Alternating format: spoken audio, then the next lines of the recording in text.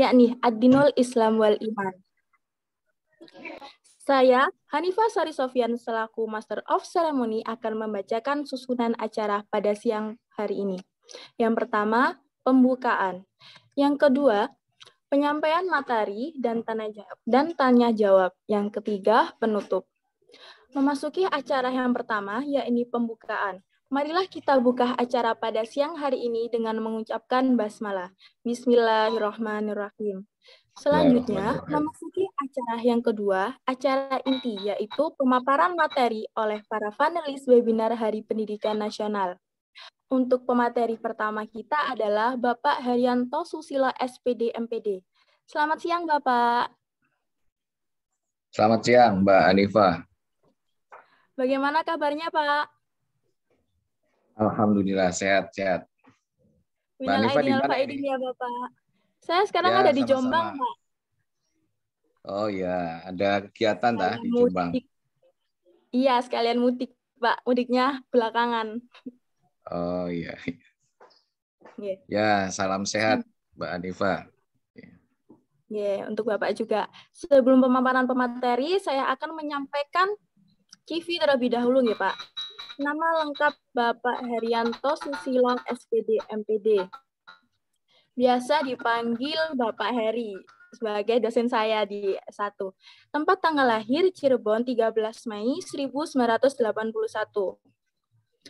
Pendidikan S1 PLS Universitas Negeri Surabaya, S2 PLS UPI, dan sekarang sedang S3 di PLS UN. Sekarang bekerja sebagai dosen PLS FIP Universitas Negeri Surabaya. Jabatannya sekarang menjadi Wakil Dekan Bidang Kemahasiswaan dan Alumni. Moto hidup Bapak Heri ini sangat menarik bagi saya. Tiada prestasi tanpa derita, terus belajar dan berproses untuk menjadi lebih baik.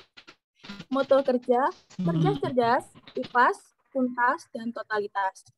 Pengalaman jabatan Bapak Heri ini sangat banyak ya. Sekretaris jurusan, pernah menjadi ketua jurusan juga, dan sekarang menjadi wakil dekan bidang kemahasiswaan dan alumni dari 2019 hingga sekarang.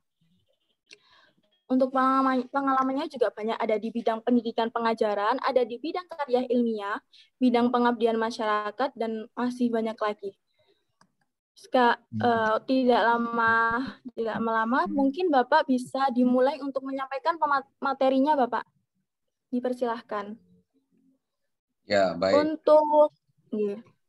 Untuk pemaparan materi ini selama 45 menit, ya Pak. Sebelum materi dimulai, dimohon untuk peserta untuk menyalakan kameranya dan menonaktifkan mikrofon. Selama penyampaian materi berlangsung, tidak boleh ada interupsi dari peserta. Sesi tanya jawab akan dibuka setelah materi selesai disampaikan. Baik, mari kita simak materi yang akan disampaikan oleh Bapak Heri. Kepada yang terhormat, kami persilahkan untuk menyampaikan materinya. Silahkan, Bapak. Ya, Mbak Hanifah, terima kasih sebelumnya. Bismillahirrahmanirrahim. Assalamualaikum warahmatullahi wabarakatuh. Waalaikumsalam warahmatullahi wabarakatuh. Alhamdulillah, sholatu wassalamu ala rasulillah wa ala alihi wa sahbihi wa mawalah, la hawla wa la quwata illa billah. Yang saya hormati, ini walaupun baru ketemu lewat virtual, tapi rasanya sudah dekat begitu nih, Pak Tauran. Mohon izin saya diberi kesempatan lebih dulu. Bukan berarti saya lebih baik, tapi tidak tahu ini panitia mengaturnya. Saya diminta untuk menyampaikan terlebih dahulu. Sebelum jenengan nanti yang sesi 2. Lalu yang saya hormati ini Mas Dirianto Fairus, ini termasuk anak saya juga, Mbak Hanifah juga, dan semua peserta yang hadir. Tidak bisa saya sebutkan satu persatu dimanapun panjenengan semua berada. Mohon izin Mbak Hanifah, Pak Heri belum bisa share screen, mungkin bisa di share hostnya dulu ya. jadikan co-host gitu. Dan semua saja yang hadir yang tidak bisa saya sebutkan satu persatu, alhamdulillah kita masih diberikan nikmat Allah berupa nikmat sehat gitu. Dan kesehatan ini sangat tidak ternilai harganya. Banyak di antara kita mungkin diuji oleh Allah dengan sakit, dengan kesibukan, dengan hal-hal yang sifatnya akhirnya kita tidak bisa memaksimalkan waktu yang diberikan oleh Allah. Yang kedua, nikmat waktu Bapak Ibu ini luar biasa. Kita diberi nikmat waktu yang terkadang kita tidak bisa memanfaatkan secara maksimal sehingga kita begitu saja berlalu waktu yang telah diberikan oleh Allah. Baik, mohon izin, ini tadi saya mendengar istilah diskusi, nanti saya ingin menyampaikan terkait dengan tema yang diberikan kepada saya. Sifatnya adalah sharing session, begitu ya Mas Dewi, berbagi pengalaman dari apa yang Pak Heri rasakan, yang Pak Heri kerjakan, dan mudah-mudahan nanti akan menjadi diskusi yang menarik. Nah, mohon izin saya share screen, tadi waktu yang diberikan maksimal 45 menit gitu ya. Baik, saya diberi tema tentang ini, belajar di mana saja. Membangun pendidikan dengan merdeka belajar. Saudara-saudara semua, bahwa kita ini kan hidup di era yang sangat tidak pasti. Gitu. Yang pasti adalah ketidakpastian. Era di mana kita hidup di tengah-tengah perkembangan teknologi yang sangat canggih. Sampai-sampai kita ini tergantung pada teknologi. Dan teknologi ini sudah merambah pada segala aspek kehidupan kita, termasuk dengan dunia pendidikan. Kita tidak bisa pungkiri bahwa pendidikan sangat bergantung kepada perkembangan teknologi.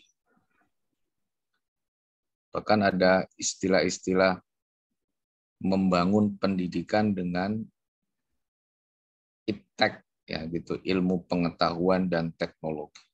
Dan korelasi yang sangat baik ini tentunya harus punya implikasi terhadap pendidikan. Tentunya adalah pendidikan yang bermartabat, yang bermutu atau berkualitas untuk masyarakat kita. Kalau kita cermati begitu ya, bahwa krisis pembelajaran di Indonesia itu telah berlangsung lama Bapak Ibu dan teman-teman semuanya. Nah, krisis ini artinya apa? Bukan berarti anak-anak kita tidak bisa membaca. Bukan berarti kita juga, termasuk diri saya ini, saya yakin semua orang punya WhatsApp begitu, atau punya HP. Tetapi dari sekian juta yang punya HP itu, berapa persen yang melek terhadap atau literasi informasi? Berapa persen yang punya kemampuan dalam memahami tentang informasi? Nah, ini hasil dari sebuah studi nasional maupun internasional bahwa banyak siswa kita yang tidak mampu memahami bacaan sederhana atau menerapkan konsep matematika dasar. Sebuah organisasi ya yang membentuk menjadi sebuah program PISA ya, ini memahamkan kepada kita bahwa memang kita punya anak-anak siswa kita ya, pelajar kita yang memang bisa membaca, tapi belum tentu bisa memahami. Nah, sekitar 70% siswa usia 15 tahun itu berada di bawah kompetensi minimum membaca dan matematika. Padahal matematika itu kalau kita pahami sebagai ilmu dasar begitu ya, ilmu yang logik ya. Kan kalau kita menukil dari 3 kawasan filsafat itu ada logika, ada etika, ada estetika. Nah, matematika itu berada pada kawasan logika, benar dan salah. Kalau etika berkaitan dengan baik dan buruk. Kalau estetika bicara tentang keindahan, kenyamanan, keindahan, kelayakan, dan seterusnya. Nah, bicara tentang logika, memang kita harus mengakui masih sangat lemah. Dari hasil studi PISA mengatakan 70% siswa kita masih berada di bawah kompetensi minimum. Dan dengan kata lain, artinya bahwa studi tersebut memperlihatkan adanya kesenjangan antar wilayah dan antar kelompok sosial ekonomi dalam kualitas belajar. Apalagi kita 2 tahun lebih pengaruh atau dampak pandemi ini sangat besar ya, impact terhadap kualitas pendidikan terutama di Indonesia. Nah, banyak hal yang saya rasakan ya Bapak Ibu, mungkin sama juga yang saya rasakan. Hampir 2 tahun kita belajar dengan daring, virtual. Belajar yang dimaksud adalah hanya tatap muka maya melalui handphone, melalui laptop yang belum tentu begitu ya, belum tentu sesuai dengan kondisi yang diharapkan dari sebuah konteks pembelajaran. Bagaimana membangun sikapnya, bagaimana approach-nya, pendekatannya. Karena pendidikan tidak sekedar transfer of knowledge, bagaimana menyampaikan materi saja, tetapi pendidikan yang saya rasakan itu, yang saya praktekkan adalah harus disertai dengan sebuah perilaku-perilaku, ya baik mulai pendekatan, kemudian contoh perilaku, menginspirasi. Bahkan banyak mungkin di antara kita, saya masih ingat guru SD saya, nah itu guru MI saya. Dan ingatan-ingatan itu kan tentunya karena kita berada di dalam ruang dan lingkup yang sama di dalam kelas atau di dalam situasi belajar. Nah, inilah yang sebenarnya krisis itu terjadi. Salah satunya itu.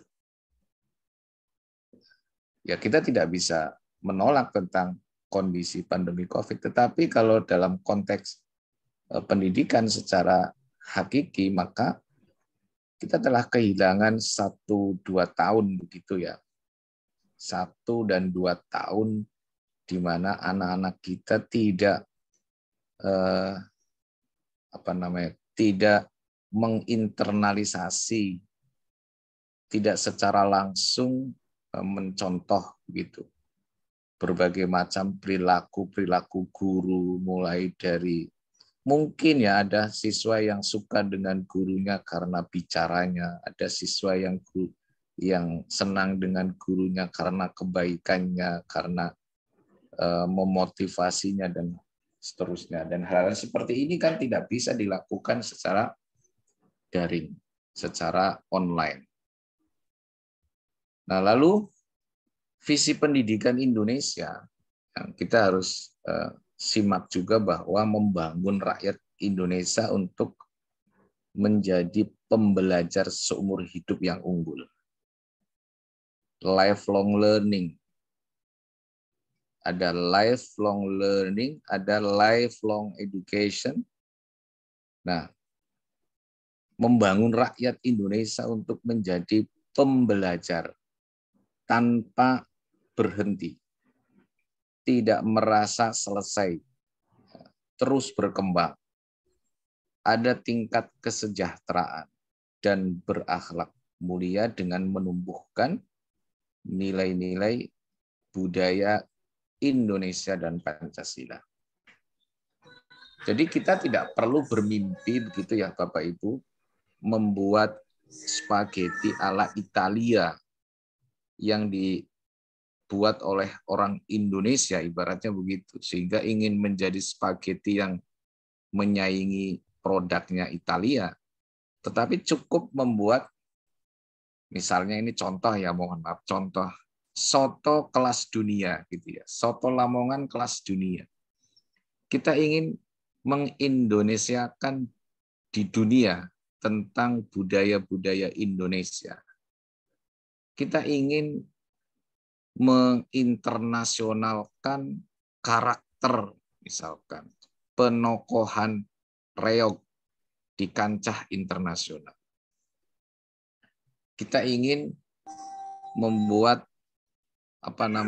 karakter-karakter wayang kelas dunia. Nah, ini yang kita maksud. Dan saya yakin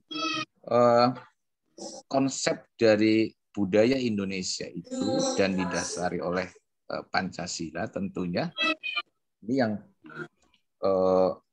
dalam konteks pendidikan adalah memiliki siswa atau peserta didik yang kelas dunia dengan nilai-nilai Indonesia. Ya. Baik. Lalu belajar dalam arti yang sebenarnya, mohon izin Mas Ahmad nanti bertanya nanti setelah materinya selesai nih. Ya. Belajar dalam arti sebenarnya adalah pengalaman yang berlangsung sepanjang kehidupan seseorang. Nah, ciri belajar itu adanya perubahan tingkah laku tentunya. Kalau dalam teori belajar ada 4 ya teori belajar yang ingin kita pahami. Ada teori behavioristik. Nah, teori behavioristik inilah yang banyak digunakan oleh orang, bahwa belajar itu harus ada rangsangan sehingga nanti akan ada perilaku-perilaku yang merangsang kemudian menjadi perilaku-perilaku yang diharapkan. Nah, kemudian ada teori nanti kognitif, ada teori humanistik, gitu ya. Ada teori konstruktivistik. Nah, ada 4 teori besar yang sering kita sebenarnya kita lakukan, dan ini terjadi ya atau diimplementasikan di dalam praktek-praktek pendidikan di Indonesia. Nah, kemudian ada perkembangan iptek, Bapak Ibu sekalian yang saya hormati, bahwa perkembangan iptek itu akan berdampak pada perubahan sosial masyarakat.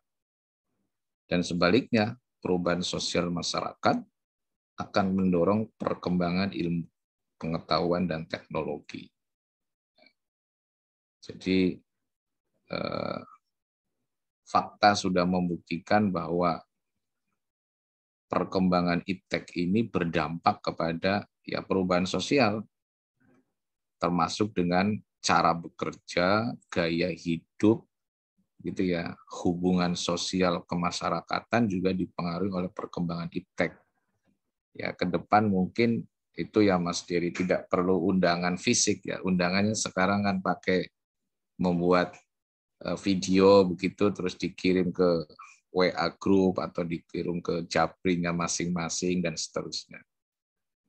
Dan sekarang sudah berkembang ya, yang mulai teknologi untuk yang kemarin kita miris begitu ya, ada metaverse yang akan mulai dikembangkan oleh teknologi ya, yang nanti akan merambah dalam dunia pendidikan. Ya. Kemudian perubahan sosial masyarakat memiliki konten antara lain perubahan harapan. Ada keinginan yang lain. Kalau dulu mungkin orang berpikir bahwa menjadi orang sukses itu banyak uang, gitu ya. Tapi sekarang ini harapan-harapan yang lain itu banyak bermunculan. Ya. Ya, makanya bisnis-bisnis sekarang itu kan wirausaha itu ada perubahan paradigma. Artinya tidak hanya sekedar memiliki penghasilan yang besar yang tetap gitu ya, income generating yang jelas, tapi sekarang ini tidak cukup itu, tapi butuh koneksi, butuh mitra, butuh jaringan, butuh keberlangsungan dan lain sebagainya. Nah, yang ketiga, setiap perubahan selalu memunculkan kebutuhan. Ya. Dan keadaan senjang, ya, Dasein dan Dasolen ini, kebutuhan yang paling mendasarnya itu Bapak Ibu adalah kebutuhan belajar. Need of learning of needs, ya, kebutuhan belajar yang tentu saja memerlukan layanan pembelajaran dan pendidikan. Nah, pertanyaannya itu apakah dunia pendidikan formal, sekolah, sudah bisa menjawab semua kebutuhan belajar masyarakat? Artinya apakah SD, SMP, SMA, perguruan tinggi itu sudah bisa menjawab kebutuhan belajar masyarakat? Sedangkan kalau kita coba analisa ya, coba kita cermati secara detail bahwa sebenarnya contoh misalkan unit terkecil adalah individu gitu, atau keluarga dalam masyarakat. Apakah orang tua, kemudian ada ayah, ada ibu, ada anak, apakah itu sudah bisa terpenuhi secara kebutuhan belajarnya? Ya. Kebutuhan belajarnya Bapak Ibu, bukan kebutuhan pendidikannya. Kalau pendidikannya lebih kepada yang sifatnya umum ya, atau diterima oleh kalangan masyarakat luas, tapi kebutuhan belajar. Apakah dengan adanya perkembangan iptek yang sangat besar ini juga sudah memenuhi semua kebutuhan belajarnya, terutama di dalam keluarga itu? Apakah malah tidak berimplikasi resisten terhadap hal-hal yang tidak kita harapkan? Nah, apakah sekolah ini bisa menjawab itu semua? Apakah SD, SMP, anak-anak usia SD sudah bisa terpenuhi? Contohnya misalkan bagaimana minatnya, bagaimana dampak dari ketergantungan teknologi atau media. Apakah sekolah punya waktu-waktu tertentu untuk anak-anak yang perlu ada perhatian khusus, perlu ada penanganan khusus? Ini semua adalah kebutuhan belajar yang tidak bisa diselesaikan oleh salah satu lembaga pendidikan atau lembaga formal. Nah, ini Bapak Ibu yang terjadi bahwa perkembangan iptek berdampak kepada perubahan sosial masyarakat. Next, dan ini ragam begitu ya keinginan masyarakat yang luar biasa ya. Jadi mulai hal-hal yang sifatnya belajar saja. Kita sekarang orang kan bisa belajar di mana saja. Maka saya sering melihat menjamurnya sejenis wirausaha gitu, warung-warung yang tempat ngopi begitu ya. Kemudian ada warung-warung yang bahkan di tengah sawah pun itu bisa laris begitu, bisa laku gitu. Ini apakah promosinya yang hebat begitu ya? Apakah orangnya yang memang butuh tempat di sana? Ini hal-hal yang sebenarnya hal yang unik begitu, tetapi perlu dikaji secara konteks pendidikan dan kebutuhan belajar atau keinginan masyarakat. Saya pernah mendatangi misalkan warungnya itu sangat sederhana, tapi di tengah sawah. Ternyata orang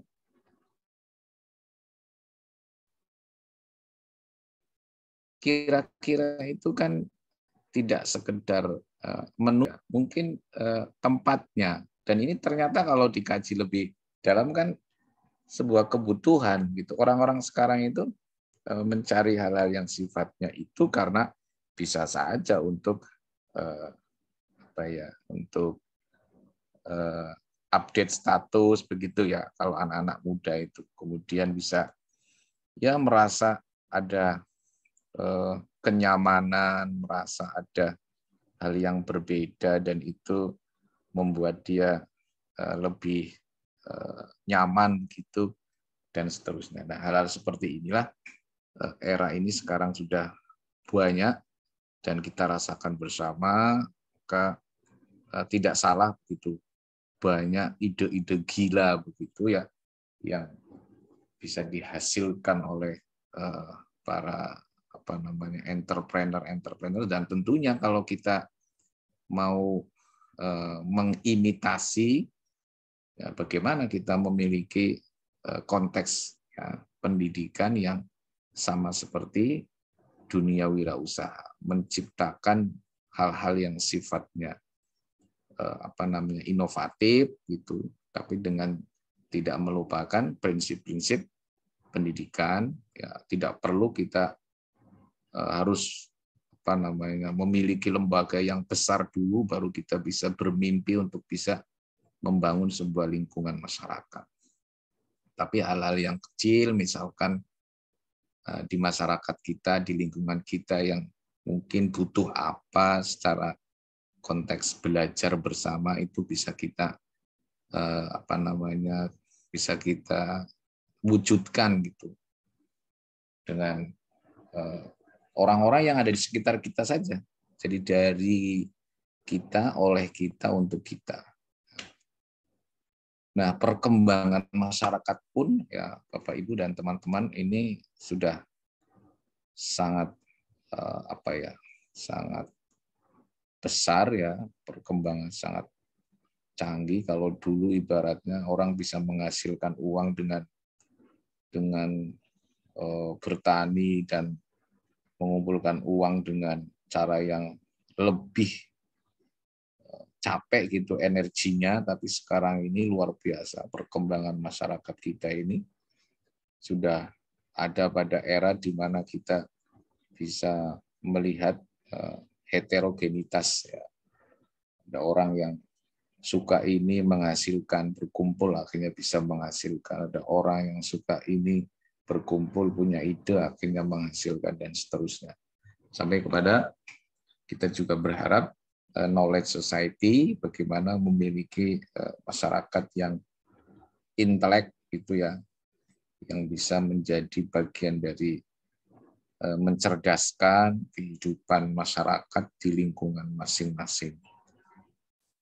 Nah, SDM yang kita bangun adalah SDM yang unggul ya, terutama adalah lifelong learning, bagaimana belajar sepanjang hayat, ya, yang memiliki kompetensi global tadi yang saya sampaikan bahwa kita ingin membangun istilahnya orang Indonesia kelas dunia, tetap bisa ya kita seperti ini, tetapi kualitasnya dunia. Kalau misalnya kita punya ya soto itu ya jangan berubah. Artinya bagaimana membuat soto ini yang bisa dicintai bisa disukai oleh orang-orang luar negeri dan kelasnya sudah kelas dunia. Jadi tidak kita ingin mencontoh membuat spaghetti supaya kelas dunia, tapi membuatlah Indonesia kelas dunia. Nah, dan mental-mental seperti ini ada pada pembelajar Indonesia. Kita pernah tahun yang lalu ya diajarkan tentang makna menghormati orang tua ya. Saat Aprilia Rahayu ya menang piala Olimpiade di Tokyo itu bersama pasangan gandanya itu kan cium tangan dan sebagainya, itu ada hal-hal yang sifatnya itu Indonesia banget terhadap orang yang lebih tua walaupun satu tim, dan itu membuat dunia itu ya memberikan standing applause terhadap karakter-karakter Indonesia. Nah, ini yang sebenarnya perlu kita wariskan, perlu kita ajarkan juga kepada anak-anak kita. Nah, mengembangkan masyarakat pembelajar menjadi keharusan. Siapa yang dapat menciptakan masyarakat pembelajar secara profesional itu ya kita semua. Apalagi Bapak Ibu, teman-teman yang punya modal begitu ya, modal dalam tanda petik modal sosial. Kita punya kewibawaan di masyarakat, kita dipercaya di masyarakat, kita punya ilmu yang dititipkan Allah kepada kita, kita mungkin punya koneksitas yang bisa kita ajak diskusi dan lain sebagainya. Nah, inilah hal-hal yang mungkin mulai dari hal yang sepele, yang kecil, kemudian kita bisa sama-sama diskusi begitu ya. Kemudian setiap tempat itu pasti punya karakteristik masing-masing. Karena kalau kita nanti masuk pada konteks merdeka belajar, ya, artinya apa? Bahwa merdeka belajar itu mengajak siswa untuk bisa memahami, merasakan, dan pengalaman dalam kehidupan sehari-harinya untuk dimaknai belajar. Kalau saya di dalam dunia perguruan tinggi itu sekarang mahasiswa itu diberi kebebasan untuk memilih. Ya, ada 3 semester mereka bisa memilih di luar prodinya. Jadi bisa memilih di prodi yang lain atau bisa melakukan riset-riset, bisa melakukan kegiatan-kegiatan yang memang itu dikonversikan sama dengan sekian SKS. Jadi sebenarnya kalau mereka bisa melakukan di masyarakat, entah itu misalkan ikut dalam kegiatan kemanusiaan, ya sudah, itu sudah bagian dari pengamalan Pancasila, kan ibaratnya begitu. Kalau dia pernah melakukan kegiatan-kegiatan pengabdian di masyarakat, itu sudah setara dengan melakukan kuliah kerja nyata dan seterusnya. Jadi kalau kita ingin belajar tentang, kita masuk di jurusan misalkan PLS atau pendidikan sosial, tapi kita butuh kenal tentang ilmu hukum misalkan, kita boleh dalam 3 semester yang diberi kesempatan itu mereka bisa mengambil beberapa mata kuliah di prodi hukum supaya kita bisa ingin tahu, misalnya kita punya keinginan bahwa nanti saat di masyarakat saya ingin menciptakan lembaga dalam konteks hukum harus seperti apa pemahamannya supaya tidak salah, dan itu boleh. Dalam 3 semester itu sekarang dalam kurikulum MBKM ya, Merdeka Belajar dan Kampus Merdeka diizinkan, bahkan itu menjadi hak mahasiswa untuk bisa mengambil di prodi lain. Ini mungkin Mbak Hanifah nanti bisa sedikit cerita mungkin. Nah, elemen-elemen pendidikan yang berperan, ya, yang berperan dalam menciptakan masyarakat, ya, antara lain adalah tingginya angka partisipasi siswa dan distribusi kualitas pendidikan yang merata. Ini harapan kita semua, Bapak Ibu. Harapan kita semua, mudah-mudahan dengan konsep nawacita yang menyatakan bahwa harus ada hal-hal yang sifatnya pemerataan di luar Jawa, kemudian akses pendidikan dan kemasyarakatan itu menjadi salah satu upaya untuk meningkatkan pendidikan di semua wilayah, gitu kan. Nah, memang belajar sepanjang hayat itu masyarakat kita itu harapannya kan learning society, bagaimana menciptakan lingkungan yang memiliki karakteristik masyarakat pebelajar atau learning society. Nah, ini yang perlu kita pahami bersama. Jadi sekolah, saya yakin sekolah tidak akan mampu untuk menangani semua persoalan yang ada dalam lingkungan kehidupan sosial masyarakat kita. Jadi sekolah tidak bisa menyelesaikan, memenuhi kebutuhan semua masyarakat yang ada di lingkungan kita. Ya, contoh misalkan karakter, itu membangun karakter itu kan tidak cukup setahun, 2 tahun, 3 tahun, tapi kan perlu lingkungan.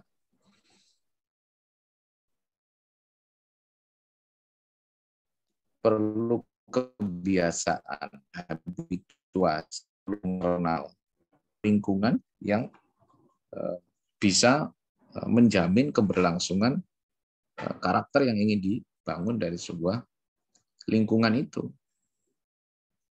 Jadi butuh pemimpin, butuh orang tua, butuh tokoh masyarakat, butuh ya variabel-variabel lain ya, seperti kebijakan, kemudian peraturan atau tertib, baik yang sifatnya tertulis maupun yang tidak tertulis. Nah, ini kalau tercipta dalam satu lingkungan, ya, misalnya ada peraturan, ini contoh misalkan, ini mimpi, ini ada di RT tertentu, misalkan ada peraturan bersama yang disepakati, gitu, mulai jam sekian sampai jam sekian, anak-anak dilarang bermain di luar, tapi di rumah, kemudian harapannya supaya bisa belajar bersama dengan keluarganya. Itu saya kira mimpi-mimpi yang sebenarnya bisa diimplementasikan, ya, membangun learning society di lingkungan kita masing-masing. Kurang berapa menit, Mbak Hanifah? Nah, pendidikan merdeka itu, pendidikan merdeka itu berdaya upaya dengan sengaja untuk memajukan hidup, ya, tumbuhnya budi pekerti, ya, rasa pikiran, berarti sifatnya afektif, kognitif, dan motorik. Ini Ki Hajar Dewantara yang mengatakan Bapak pendidikan kita dengan jalan pengajaran, ingat, teladan dan pembiasaan. Ya, jangan disertai perintah dan paksaan. Ini kan yang sulit, ya. Berarti ada apa? Inisiasi. Bagaimana membangun inisiasi dari setiap siswa. Makanya membuat anak-anak kita supaya punya inisiatif itu kan tidak mudah. Tidak disuruh tapi bergerak. Karena memang melihat kondisi, keadaan. Jadi misalnya ada sesuatu yang perlu dibersihkan tanpa harus disuruh. Ya, memang ini definisinya Ki Hajar Dewantara seperti itu. Bagaimana membiasakan tercipta begitu menghabituasi sehingga tidak ada perintah atau paksa, tidak ada intervensi, tidak ada campur tangan yang besar sehingga dia punya kemampuan berinisiatif sendiri.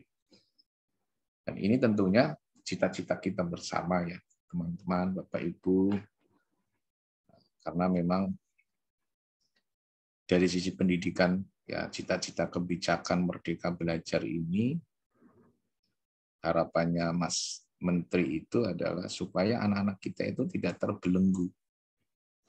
Mohon maaf, supaya anak-anak kita itu tidak merasa menjadi robot.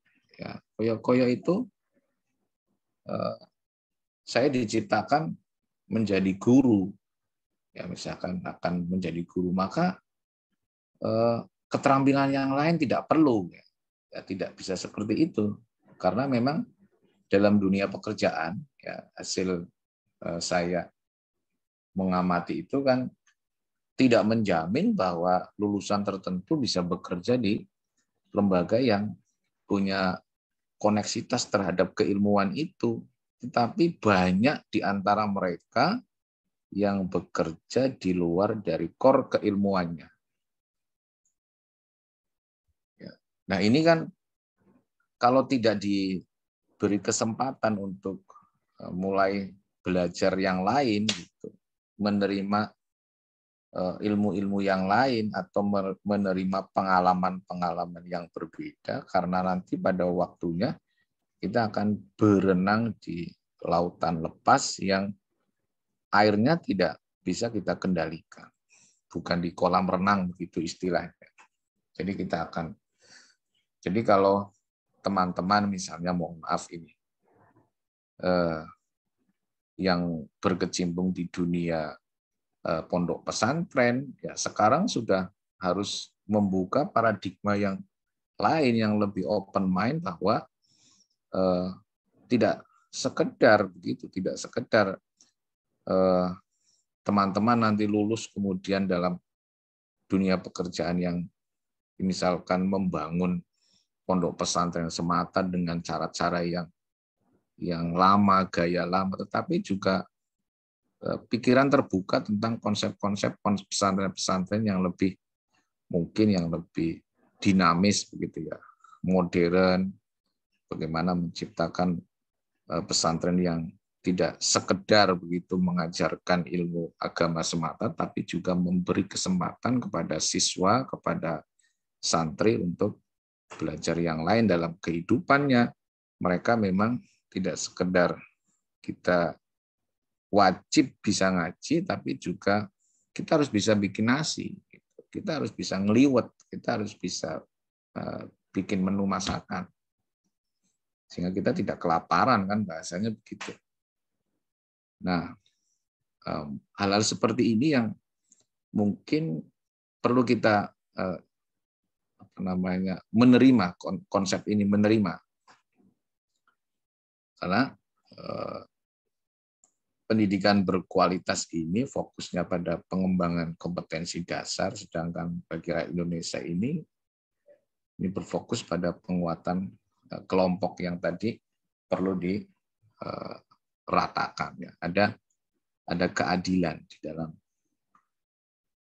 Oke, nah ini yang sering yang sekarang kita banyak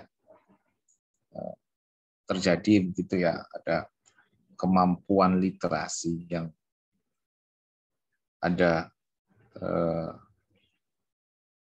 C ya, 6 C yang perlu kita kembangkan. Ya, ini yang literasi data dan literasi teknologi ini yang mungkin perlu ada bimbingan begitu ya, perlu ada namanya pendampingan gitu, belajar dari orang-orang yang punya keahlian, kemudian itu akan menjadi daya dukung gitu. Selain dari kemampuan berpikir kreatif gitu ya, kreatif critical ya, thinking, kemudian ada kolaboratif ya. Jadi mulai kreatif, kemudian critical thinking, kemudian collaboration, communication, compassion. Jadi teman-teman tidak sekedar mampu, tapi juga punya kemampuan soft skill yang lain yang ini menjadi bagian dari supporting terhadap dunia yang penuh dengan perubahan itu. Nah, terakhir ya teman-teman, ini pada tataran Merdeka Belajar harapannya begitu. Jadi kalau dulu belajar itu sebagai kewajiban, ya tugas begitu. Kalau sekarang harapannya belajar menjadi pengalaman yang menyenangkan. Jadi seperti menugaskan itu, coba ceritakan bagaimana pengalaman Anda, bagaimana liburan, bagaimana ini dikaitkan dengan konteks keilmuan. Guru sebagai pendidik ya atau penyampai informasi, maka harapannya menjadi fasilitator yang menginspirasi. Nah, ini yang kemarin hampir 2 tahun ya, 2 tahun lebih bahkan, ini yang sepertinya menginspirasinya itu kan terhalangi oleh kondisi pandemi ya Bapak Ibu.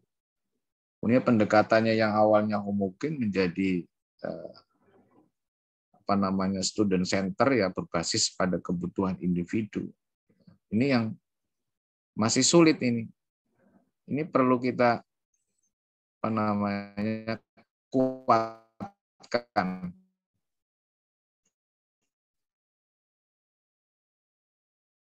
Karena apa? Karena memang kurikulum kita sebelum itu dibuat untuk siswa atau siswa itu untuk membangun kurikulum. Ya, gitu. Tentunya kalau teori kurikulum kan pengalaman-pengalaman yang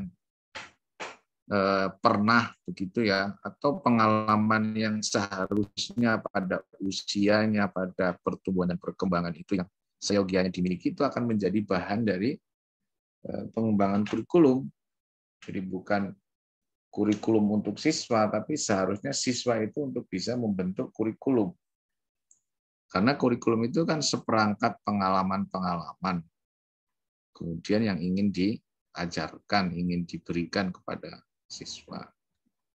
Dan pembelajaran sekarang menjadi memanfaatkan teknologi.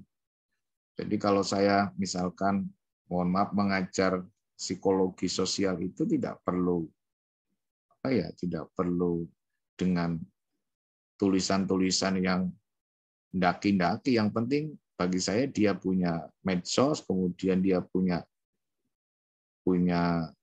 kemampuan dalam literasi medianya seperti apa, cara bergaulnya di dalam medsos itu seperti apa, komen-komennya seperti apa, itu sudah cukup dan harus berteman dengan saya dan itu bisa menilai.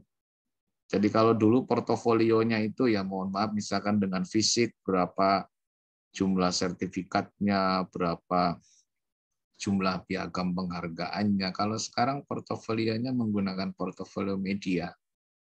Jadi klik namanya, apa saja yang dia punya, kemudian bagaimana dia dalam menggunakan media itu, dan itu bagian dari portofolio. Profiling. Dan sekarang kerjasamanya harus lintas, begitu ya, kemitraan tadi. Mas Tauran mengatakan kita perlu memang mitra ya, bekerja sama dengan segala lini, dan kita juga perlu mendorong gitu ya ekosistem yang ada di masyarakat ini menjadi ya bagian yang harus kita kuatkan sehingga kita tidak bekerja sendiri, kita punya tim begitu ya, punya jejaring yang bisa menguatkan harapan-harapan kita dalam membangun belajar dalam konteks merdeka. Nah, dan ini dimensi merdeka belajar itu perlu komitmen, ya, ada kemandirian dan ada refleksi ya, ada istilahnya diulang dipikirkan, dimaknai gitu ya, ada interpretasi. Jadi ada refleksi, kemudian ada pemaknaan dari apa yang pernah kita lakukan. Terus seperti itu. Semua orang bisa menjadi murid dan semua orang bisa menjadi guru. Jadi dalam konteks Merdeka Belajar, ada saatnya kita menjadi murid, ada saatnya kita menjadi guru, dan ada saatnya kita bisa berperan bagaimana menjadi murid yang baik dan bagaimana memberi contoh supaya bisa menjadi guru dalam konteks masyarakat. Nah, teman-teman semuanya, Bapak Ibu yang saya hormati, Merdeka Belajar artinya yang diharapkan oleh Ki Hajar Dewantara itu agar anak-anak kita ya atau makhluk ya Allah yang berupa manusia, anak-anak kita ini merupakan ciptaan Allah yang sempurna, tidak ada yang tidak sempurna. Jadi walaupun punya kelemahan, pasti dia punya kelebihan. Jadi sa ele-ele wong ya ono apike, sa api-api wong ya ono ele. Mungkin begitu ya Pak Tauran dan Mbak Hanifah. Saya kira ini sebagai pemantik diskusi, waktunya sudah cukup ya Pak Hanifah. Terima kasih. Habis, Saya Pak. kembali ke moderator. Terima kasih dan mohon maaf jika ada kekurangan, kekhilafan. Akhirul kalam. Wassalamualaikum warahmatullahi wabarakatuh. Waalaikumsalam warahmatullahi wabarakatuh. Waalaikumsalam warahmatullahi wabarakatuh. Baik, terima kasih Bapak. Materi yang sangat menarik dan menambah wawasan baru bagi kami. Apalagi buat saya juga ya. Jadi untuk tiba saatnya untuk sesi tanya jawab, kami akan memberikan kesempatan kepada 3 penanya. Bagi hadirin yang ingin bertanya, dimohon untuk menggunakan fitur raise hand terlebih dahulu. Silahkan kepada hadirin yang ingin bertanya.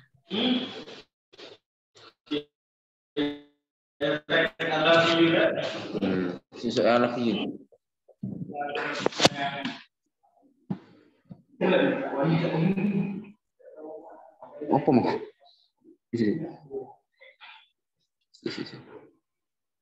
Studio apa mau? Oh nanti sekalian nggak apa-apa Mbak Hanifah.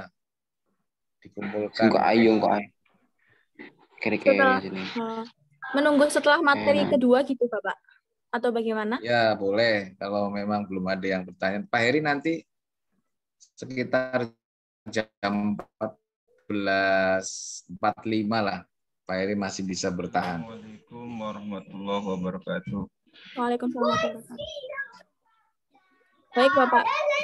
Baik, untuk hadirin sudah tidak, karena Bapak Heri ada acara juga. Jadi kita lanjut untuk menjadi ke materi kedua ya Pak. Sebelumnya terima kasih ya Bapak Heri telah menyampaikan materi yang sangat luar biasa. Nanti saya akan saya menyampaikan kirim filenya ke dahulu. Mbak Hanifah atau Mas Dery. Filenya nanti. Mas Dery ya. Ke saya boleh, ya, ke Pak Dery juga boleh. Baik, saya akan menyampaikan kesimpulan dari Bapak tadi nggih. Jadi, dari kesimpulan yang saya tangkap, belajar di mana saja, lifelong learning. Yeah. Belajar adalah pengalaman yang berlangsung sepanjang kehidupan seseorang. Tidak berhenti di pendidikan formal saja, tetapi pendidikan non-formal juga perlu sebagai pelengkap kebutuhan belajar masyarakat. Supaya apa? Supaya dapat menjadi SDM yang unggul sesuai nilai Pancasila.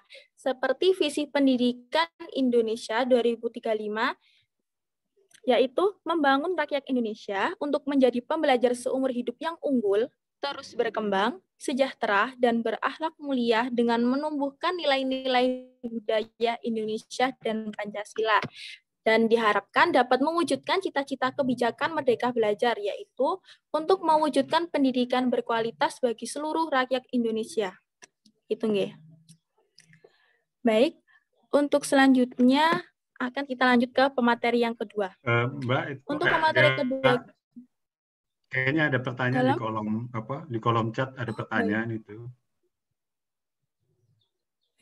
Untuk Kak Kintan, apakah bisa on mic atau saya bacakan di room chat? Mungkin bisa on cam dan on mic? Kebijakan dari MC. Baik, Kak Kintan. Baik. Tadi saya sudah baca ini Mbak Anifa pertanyaannya. Oh. Langsung dijawab Ya, saja nggih, Pak? pertanyaan itu pembelajaran berpusat pada siswa itu kan sulit ditetapkan bagi guru ataupun siswa, dan bahkan sampai sekarang sudah belajar ya berjalan, jadi bagaimana untuk menetapkan pembelajaran tersebut. Ya, jadi mungkin benar kalau secara utuh begitu ya, full atau di dalam pembelajaran ya, di sekolah maupun di masyarakat, terutama kalau di sekolah ya, Mbak Kintan atau Mas, ini Mas apa Mbak Kintan gitu ya, itu memang perlu ada awalan gitu ya, ada SOP-nya, kalau istilahnya problem based learning. Bagaimana membangun belajar dari siswa, dari problem-problem yang ada di kehidupan siswa, terutama yang siswa yang mungkin begitu ya kelas 4, 5, 6 itu sudah mulai bisa diajak berpikir, apalagi SMP, SMA.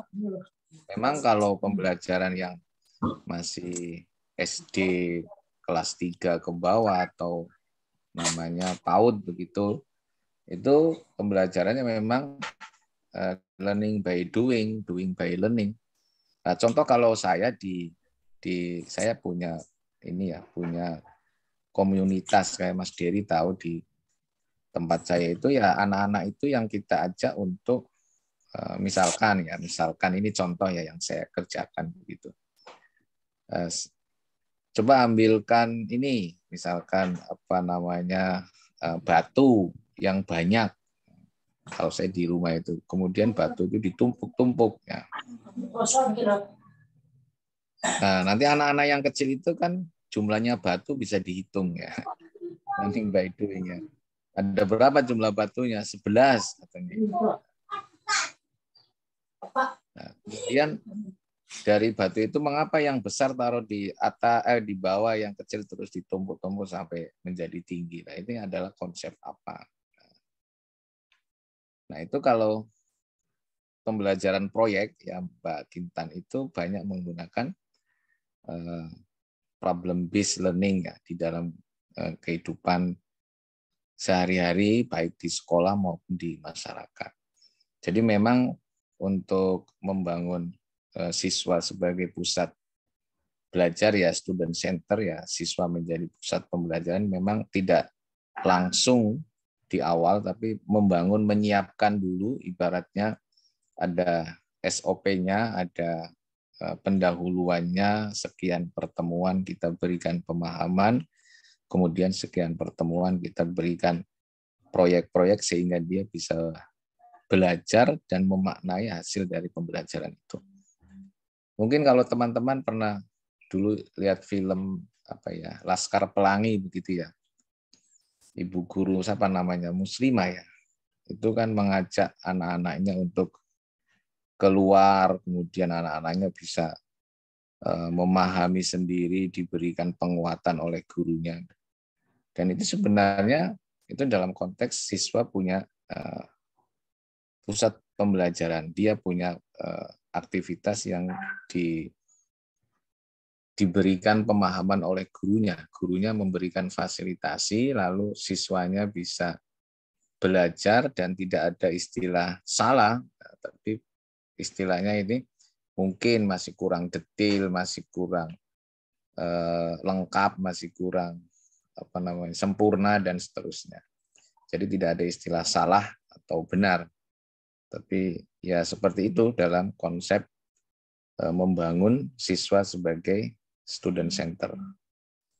Begitu Mbak Kintan. Terus ada lagi nih Mbak Anifa. Iya. bagaimana mewujudkan belajar merdeka di sekolah terpencil, terbatas akses internetnya. Nah, jangan tergantung pada internet kalau begitu. Artinya apa? Ya, tadi yang Pak Eri sampaikan, kalau kita kan tidak bisa secara cepat begitu ya, ingin berubah, apalagi di daerah-daerah terpencil, daerah yang jauh dari akses. Yang penting kita punya prinsip gitu ya, punya komitmen bahwa yang ada, yang kita miliki itu yang perlu kita optimalkan. Jadi yang Pak Heri sampaikan, tidak menunggu kita punya gedung yang mewah, gedung yang hebat baru kita memiliki proses belajar yang bagus, tapi apa yang kita miliki, apa yang kita punyai di dalam lingkungan itu yang perlu dioptimalkan. Kalau kita menunggu jaringan internet, kalau kita menunggu gedung yang sempurna, yang ya kita tertinggal. Justru sekarang kan ada sekolah-sekolah yang back to nature begitu ya. Sekolah-sekolah yang ternyata membangun mental siswanya dari naturalistik seperti itu, kembali ke alam. Jujur ya, saya ini Pak Tauran mungkin bisa nanti mencoba merespon dulu. Saya sangat bangga menjadi orang yang terlahir di kampung. Muhammad Jamaluddin ya Mas Muhammad ya. Ternyata kampung itu mengajarkan kita kegigihan. Desa itu, orang desa itu kan mengajarkan kita dulu Pak Heri itu, karena saya juga termasuk kakek saya dan bapak saya itu bertani dulu. Jadi saya pernah, mohon maaf ya, membantu orang tua, kemudian jalan di sawah,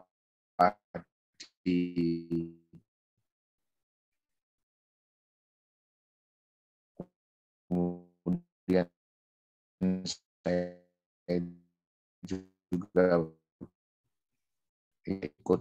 Kalau saat saya rantau, saya masih begitu ya. Kalau kita samakan begitu, tidak ada bandingannya dengan kesengsaraan yang dulu saya atau perjuangan yang saya kerjakan. Makanya saya slogan diatasi tanpa derita gitu ya. Karena memang setiap prestasi atau jadi memang saya punya teman ya, teman S3 sekarang ini di Bali itu, dia memiliki cabang-cabang pondok pesantren yang bahkan sampai ke daerah-daerah yang notabene tadi terbatas aksesnya. Ya seadanya itu ya. Yang penting mereka mau tadi learning by doing ya, bagaimana belajar sambil berbuat gitu ya. Dan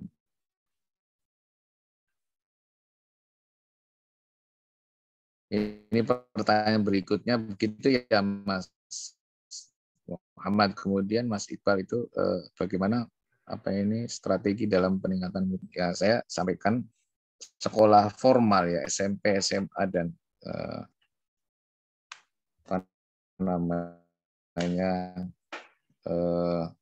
madrasah aliyah gitu ya. Itu kan sekolah yang sudah punya kurikulum ya. Maka yang perlu dikuatkan itu adalah bagaimana menciptakan kurikulum sifatnya kedaerahan gitu ya. Makanya ada desentralisasi, bagaimana membangun kompetensi yang memang sesuai dengan karakteristik wilayah itu. Nah, kalau kita mengikuti kurikulum yang 100% kan kita juga tidak baik ya, artinya ada sekian persen yang diberikan keleluasaan kepada sekolah-sekolah sehingga itu bisa menjadi kurikulum lokal dan itu bisa dikembangkan. Nah, SMP SMA itu terutama mungkin ya perlu banyak keterampilan gitu, atau life skill bagaimana membangun kemampuan dan karakter yang survival begitu ya. Survive itu bisa bertahan dalam, ya tidak boleh menutup diri dengan perubahan kebutuhan pekerjaan, ya perlu adanya kurikulum yang sifatnya keterampilan applied begitu, praktek-praktek yang dibutuhkan dalam dunia pekerjaan yang sekarang ini kan dibutuhkan. Makanya SMK itu kan berjamur sekarang. Selain itu karena pemerintah juga ada dukungan kuat terhadap SMK yang skill gitu, vokasi itu yang dikembangkan, maka SMA dan MA juga harus mulai membuka diri dengan kemitraan bagaimana memiliki lulusan yang tidak hanya sekedar ijazah tapi juga punya skill yang bisa diberikan ya sebagai tambahan keterampilan untuk mereka. Kemudian apakah kurikulum Merdeka Belajar ini hanya menggunakan satu model, yaitu model tidak ya. Kurikulum Merdeka Belajar itu artinya konsep bagaimana siswa untuk menimba ilmu yang lain, kemudian menyodorkan pengalaman yang lain yang telah dikerjakan, lalu bisa dihargai. Itu bagian yang sangat diakui. Jadi kalau anak-anak kita di masyarakat itu dia juga punya kegiatan yang baik, ya punya misalkan Karang Taruna, dia juga menjadi motornya, bisa dia kerjakan dengan baik. Nah, itu sudah luar biasa, itu bisa dikonversi ya. Itu kalau dalam dunia kampus itu mereka bisa dikonversi. Yang penting sesuai dengan kompetensinya yang diharapkan apa itu. Ada tujuan pembelajaran dari sebuah mata kuliah. Kemudian yang terakhir ini ada konsep Merdeka Belajar ini, nanti ganti menteri, ganti kebijakan. Dulu ada KBK, yang lainnya Indonesia ini jago-jago. Coba tanggapan Bapak. Iya, tapi yang jelas begini. Kalau saya menangkapnya